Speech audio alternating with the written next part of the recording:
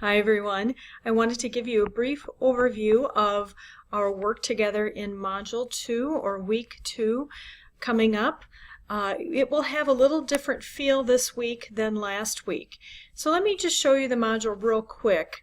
We are focusing on our Edgewood mission and values and talking about some teaching assignments and resources so that you have those available to you for later. So if I scroll down here in the module, you will see a more lengthy intro. And let me go to the readings and resources here. You will really enjoy this video by Chimamanda Adichie on the danger of a single story. And then most of these resources are either an overview or fairly brief for you to review. In fact, one of them is a repeat from Module 1. So there shouldn't be quite as much reading content for you this week. The main focus, however, of your time in the module is going to be on your small group blog. This is another way to have discussion and interaction online. So last week we did everything as a whole group. We did the introductions as a whole group, and now we're doing our discussion as a whole group. This week, however, we're going to break up into two small groups. So I have small group A with Rebecca, Deb, Jonathan, and Joe. And then I have small group B, Debbie, Amanda, Susan, and Donika.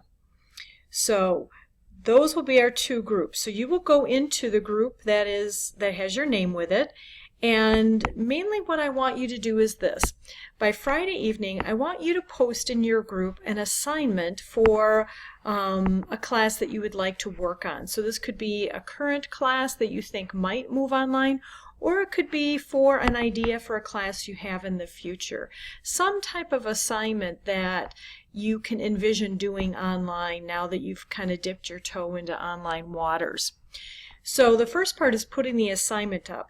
The second part is engaging in a lot of back and forth dialogue with your small group about that assignment. And what I'm really looking for there are ideas and dialogue that open up the conversation. So instead of maybe evaluating why something won't work, I would like you to think about what kind of questions can you ask that invite more dialogue. Things like, I wonder if you thought about trying this as a wiki, or I wonder if you added an image to that blog, how would that change the activity? Or have you thought about trying this? So I would really like you to explore using invitational questions to stretch out and open up the dialogue. Partly I want that for the assignment, but partly so you as an instructor can see how does that change the dialogue? How do some open-ended questions invite some creativity on the part of the author of the blog post? So because you're limited in your small group to 4 people, that makes the back and forth a little bit easier than if we're doing it as our larger group. So go ahead and dig into that, and you may be really surprised, and I think you'll really enjoy seeing not only what comes out of the idea that you post and your colleagues respond to, but all of those responses may generate ideas for your current on-ground courses or things you hadn't thought about. And so I'm hoping it will provide you a bit of energy as you think about planning online. And then we also have, let me move down here, we also have a second discussion on our adult learning resources. So what I'm looking for is there a resource that really spoke to you? Why was that? Were there some adult learning fundamentals you might be surprised to learn? We don't like to take that for granted in this course, that people know a lot about adult learners. We don't always know the audience that you're teaching as well as you do. However, we do really pay attention to what some of the learning needs are that are specific to adult learners here, and we like to make sure you have that. So I'm looking for some conversation there, not as in depth as in the other assignment though, in the blog assignment.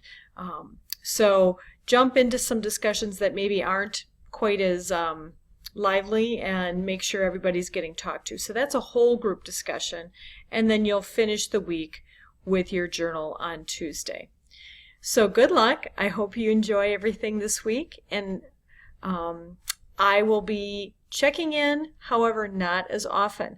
I'm going to let you run with this and only kind of pop up as needed. It's really important sometimes for the facilitator to step back and be what we like to call a guide on the side. So I will be checking in, not as often as I did last weekend, but I'll be checking in once or twice a day, and I'm going to let your discussion kind of flourish on its own. So good luck with all that, but please do let me know if there are questions or there are pieces that are not working in the course. Send me an email or use the raise your hand forum to let me know of that. So thanks for all your great work so far. Keep it up, and I'll look forward to seeing what you got online. Thanks.